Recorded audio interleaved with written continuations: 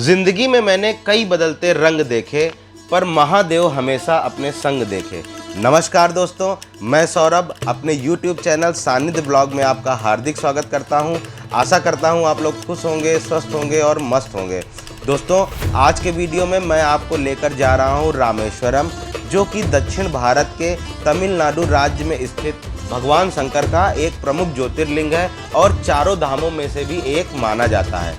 इस वीडियो में आपको यह पता चलेगा कि आपको रामेश्वरम कैसे आना है, यहाँ पर आपके रुकने की व्यवस्था कैसे होगी, आपके भोजन वगैरह का प्रबंध कैसे होगा, यहाँ पर आसपास घूमने की क्या क्या जगहें हैं और आप इन जगहों पर आसानी से कैसे घूमेंगे। और वीडियो के लास्ट में आपको यह भी पता चलेगा कि यहाँ पर आपका कुल कितना खर्चा होगा। साथ ही साथ आपको मंदिर के विषय में संपूर्ण जानकारी तो मिलेगी ही, इसके साथ ही बहुत सारी रोचक जानकारियाँ भी मिलेंगी। तो वीडियो को स्किप करके कहीं भी मत जाइएगा। वीडियो अच्छा लगे तो वीडियो को लाइक कर दीजिएगा, अपने दोस्तों के साथ शेयर कर दीजिएगा। चैनल पर नए हो तो चैनल को सब्सक्राइब कर दीजिएगा। तो चलिए वीडियो को शुरू करते हैं।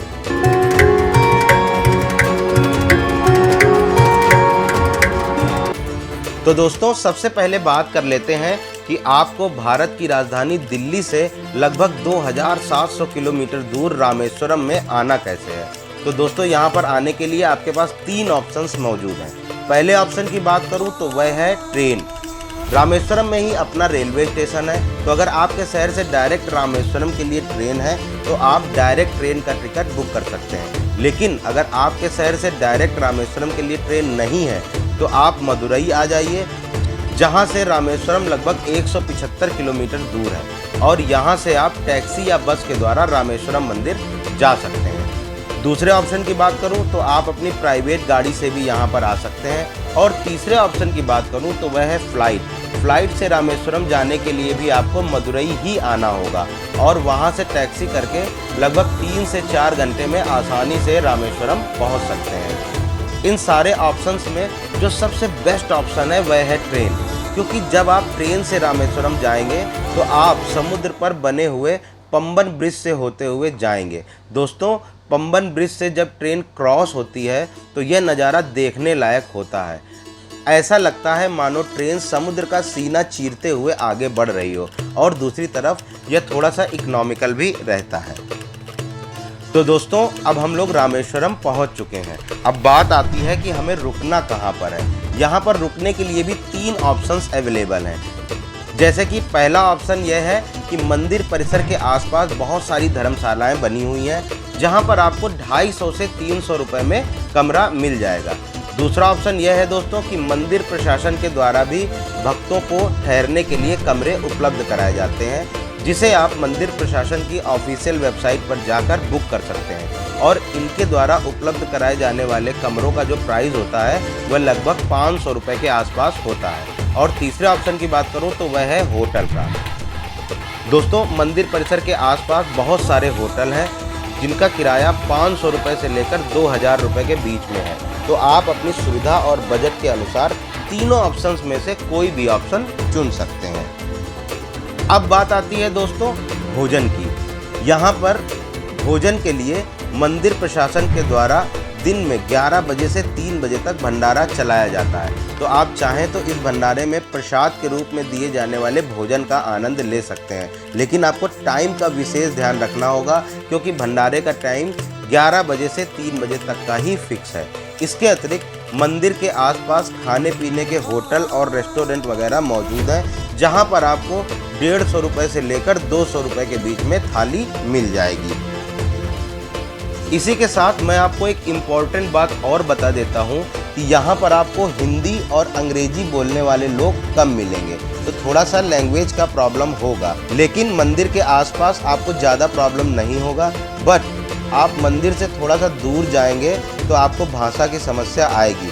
इसलिए आप कोशिश कीजिए कि अपना खान पान और रहना दोनों मंदिर के पास में ही कीजिए, क्योंकि मंदिर परिसर से दूर नॉर्थ इंडियन खाना आसानी से नहीं मिलता है। तो चलिए, अब हमारा रहने का और भोजन का प्रबंध हो चुका है। अब मैं आपको बताता हूँ कि यहाँ पर आपको घूमना कैसे है। दोस्तों, यहाँ का जो प्रमुख तीर्थ स्थल है वह है रामेश्वरम मंदिर।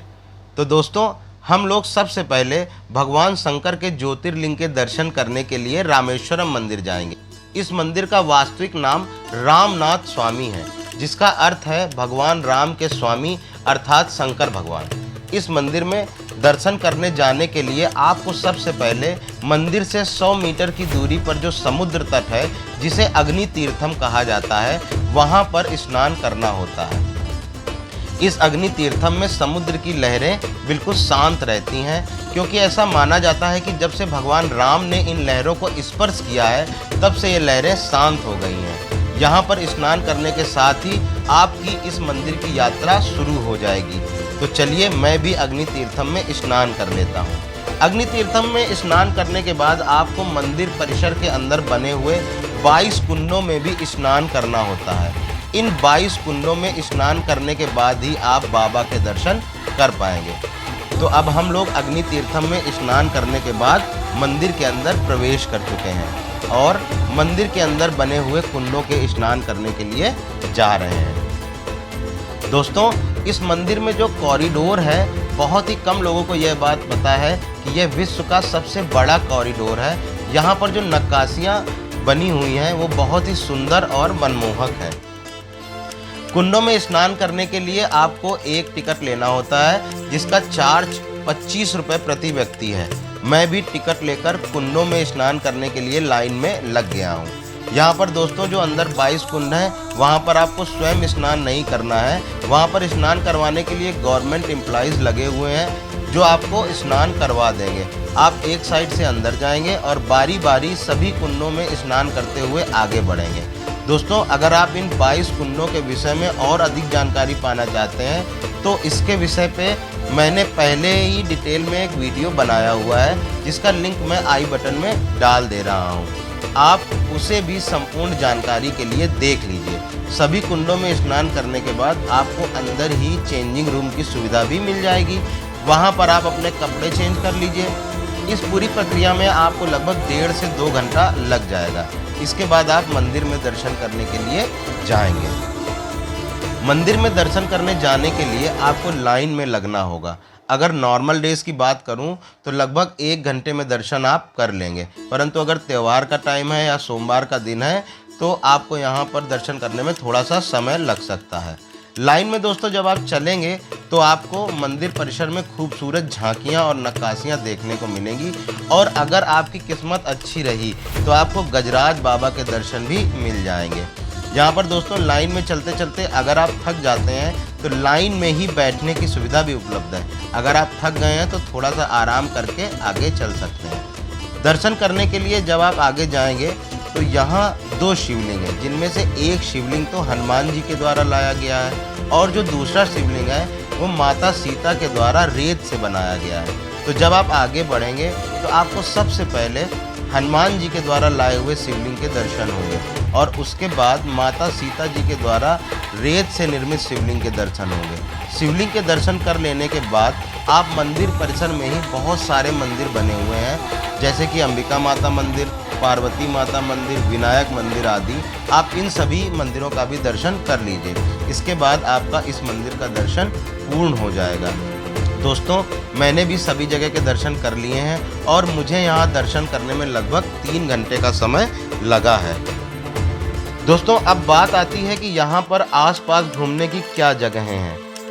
तो मंदिर के जो सबसे पास में है वह है कलाम जी का घर, जिसे अब सरकार ने लाइब्रेरी में बदल दिया है। आप यहाँ पर चले जाइए। दोस्तों, यहाँ पर आपको कलाम जी के जीवन से संबंधित चीज़ें देखने को मिलेंगी और यहाँ पर ट्रस्ट के द्वारा संचालित एक शॉप भी है। आप वहाँ से शॉपिंग वगैरह भी कर सकते हैं, क्योंकि यहाँ का जो सामान है वो अच्छी क्वालिटी का होता है। इसके बाद यहीं पास में ही साक्षी हनुमान जी का टेम्पल है, आप वहाँ भी दर्शन करने के लिए चले जाइए। मंदिर के पास में ही सीता तीर्थम, जिसे कि बिलुंडी तीर्थ कहा जाता है, आप वहाँ भी चले जाइए। और नटराजा टेम्पल, जहाँ पर भगवान शंकर की नृत्य करती हुई मूर्ति है, आप वहाँ पर भी दर्शन के लिए जा सकते हैं। दोस्तों, रामेश्वरम मंदिर के अलावा जो दूसरी सबसे प्रमुख जगह है वह है धनुषकोडी, जो कि रामेश्वरम मंदिर से लगभग 20 किलोमीटर की दूरी पर है। आप अगले दिन धनुषकोडी जाने का प्लान बना लीजिए। धनुषकोटी दोस्तों वही जगह है जहाँ पर भगवान राम ने लंका जाने के लिए समुद्र पर सेतु का निर्माण किया था। दोस्तों ये बहुत ही अच्छी जगह है, यहाँ पर जाकर आपको एक अलग सी दुनिया का एहसास होगा। दोस्तों यहाँ से भारत की समुद्री सीमा शुरू हो जाती है और यहाँ पर सबसे बड़ी बात यह है कि आप बंगाल की खाड़ी और हिंद महासागर का अद्भुत संगम होते हुए देखेंगे। दोस्तों जब आप धनुषकोटी जाएंगे तो वहीं रास्ते में आपको विभीषण टेम्पल और फ्लोटिंग स्टोन भी मिलेगा। इसके लिए आपको अलग से नहीं जाना होगा, आप रास्ते में ही इन दोनों जगह के दर्शन कर लेंगे। दोस्तों विभीषण टेम्पल में आपको कुछ दूरबीन वाले भी देखने को मिलेंगे, जहां से दूरबीन से रामेश्वरम मंदिर को देखने का एक अलग ही आनंद मिलता है। इसके बाद आप कलाम मेमोरियल, जो कि भारत सरकार ने अब्दुल कलाम जी की याद में बनवाया है, वहां पर चले जाइए। इस तरह से दोस्तों आप रामेश्वरम के प्रमुख स्थानों के दर्शन और भ्रमण दोनों कर लेंगे। दोस्तों अब बात आती है कि आप इन सारी जगह पर कैसे घूमेंगे। तो मैं आपको बता दूं कि रामेश्वरम मंदिर के पास में ही आपको बहुत सारे ऑटो वाले मिल जाएंगे, जो कि आपको पैकेज में सभी जगह घुमा देंगे। दोस्तों पैकेज लेना थोड़ा सा कन्वीनियंट पड़ता है। दोस्तों अगर आप सिर्फ एक दिन में ही इन सारी जगहों को घूमना चाहते हैं तो आप टैक्सी से सारी जगहों को घूम सकते हैं। इस संबंध में दोस्तों मैंने एक अलग से वीडियो बनाया हुआ है, जिसका लिंक भी मैं आई बटन में डाल देता हूं। यह वीडियो देखने के बाद आपको यह आइडिया हो जाएगा कि आपको किस तरीके से घूमना है। तो दोस्तों अब बात कर लेते हैं कि आपको रामेश्वरम आने का प्लान कब बनाना है। तो आप रामेश्वरम सितंबर से लेकर मार्च तक कभी भी आ जाइए, क्योंकि गर्मियों के मौसम में यहाँ पर भीषण गर्मी पड़ती है, जिससे आपका घूमने का आनंद फीका पड़ सकता है। दोस्तों अब बात करते हैं कि यहाँ पर आपको कितने दिन का टूर प्लान बनाना चाहिए। रामेश्वरम घूमने के लिए 2 दिन सफिशिएंट है। आप 2 दिन में आसानी से सारी जगहों को अच्छे से एक्सप्लोर कर लेंगे।